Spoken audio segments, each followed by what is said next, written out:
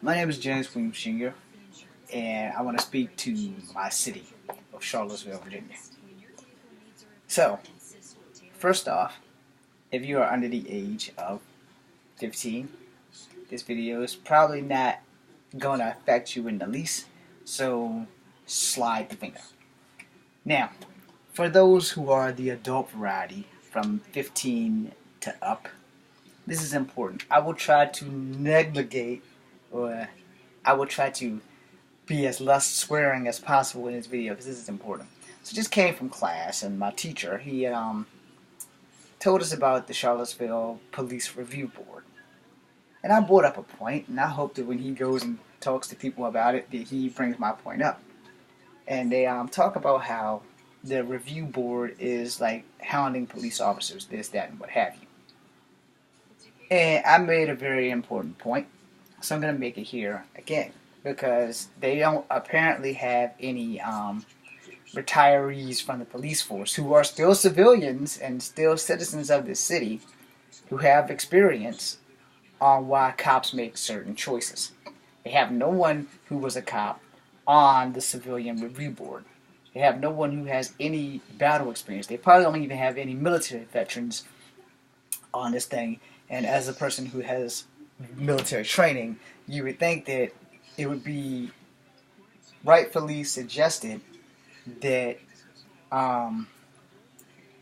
you would get someone with some kind of war-torn experience or some kind of battle experience or some kind of police experience on there. They don't have to be the senior official, but they could be the go-between, the advocate, the what the hell was Kira Narise's rank? Sorry, I'm a Star Trek fan. I have to use it because it's actually a word. It's actually a legit rank. Not the emissary. What the hell was the damn word? Not the auxiliary.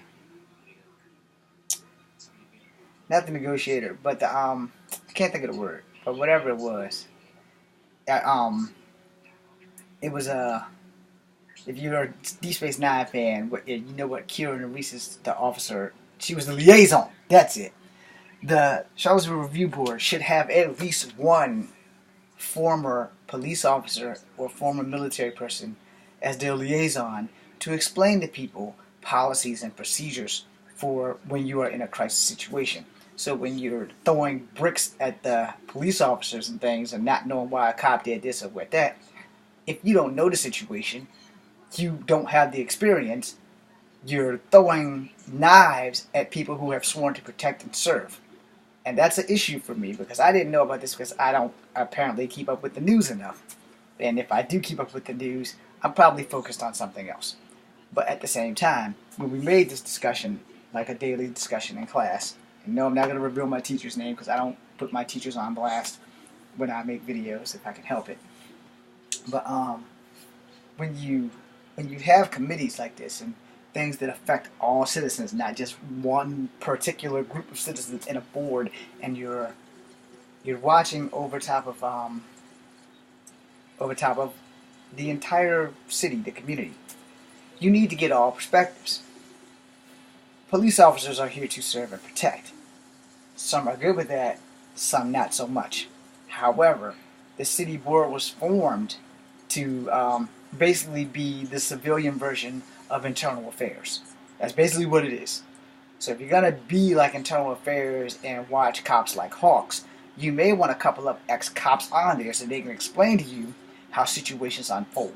And that's pretty much the gist of this. If we need at least one either military veteran or one police officer who doesn't have to be a cop anymore, but should be there to explain why cops do certain things through procedure because it is necessary before we sit here and say, well, you shut out a tire to stop the bad guy. Why did you shut the tire? I had no backup. There was no way in hell he was going to get out of the city. We wouldn't have been able to get there to get the stop sticks out, etc., etc. That kind of thing. That's just a pure example because I don't know what the entire issue is because I was paying attention in class, but I wasn't paying attention to the news. But I know that there's a big-ass hoopla high rate about the whole damn Charlottesville Police Officer Review Board or whatever the hell it is. Now, as a person who's had a couple of speeding tickets, it's very important to understand that a cop's job is 24 hours. Even when they're off, they're not off. And secondly, I'm not like pushing advocacy in cops, because there are good and bad cops. And, as my teachers have taught me, there are people who wear the uniform that are a straight disgrace to the uniform, and there are people who are not disgrace and who do everything they can to keep us all safe. And the same thing can be said for the military, because there are people in uniform who go out their way to make sure that you, me, and everyone else that's free can sleep at night. Cops' job is basically the same thing, but they're in country and they're doing their job. The problem is, if we're going to have a review board, you need to have somebody in there that has police experience. And that's my case, and I'm getting out of your face. I'm James Williams Jr., just call that number 2, B, C, and E.